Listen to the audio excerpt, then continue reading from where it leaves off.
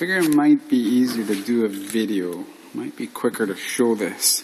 So what I have is my ground for probe channel 1 is grounded on phase A. We're going to call that phase A. And I'm hooked up to the phase leg output with the actual probe. So it's grounded there. And then I didn't ground probe 2, but I hooked it up to the phase output of phase B. So what I actually have, I think this is the way the algorithm Lebowski's program works, is you can see when phase B, which is the blue trace, is already on, I get my ringing in phase A, channel 1.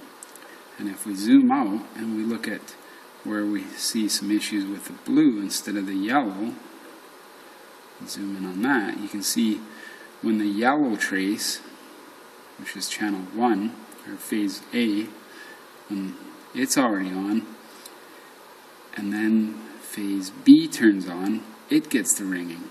Now if you also look here, you can actually see, oh, and by the way, right now I have 47.5 ohm on gate resistors on all my high sides, because you can see where the yellow and the blue transition up. That'll be the high side FETs turning on.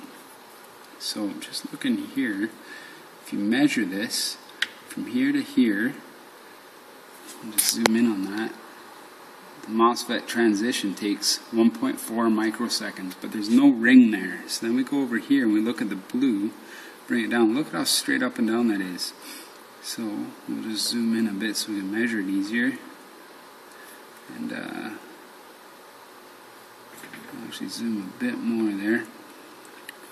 And it looks like it's 176 nanoseconds. It's just snapping on. Now, I'm not sure what the hell that is. I don't think that should be the diode. I don't think that's the diodes doing anything. But yeah, we can go back here. So remember, the yellow was the slow transition, and it's not ringing there. The blue was ringing. But let's look at where the yellow is ringing. Here, we'll just use this one for an example. And look at how the yellow is now the one that's fast transition. And it's down right around that 176 nanoseconds again. We'll zoom out, go over to the blue where it turns on. And you can see its actual transition to full on is like about a microsecond, or yeah, about a microsecond and a half, a little under that. If you actually, yeah, 1.6, yeah, full on. So it's transitioning really slow. And that would be that 47.5 ohm on gate resistor on the high side, which is doing what it's supposed to there.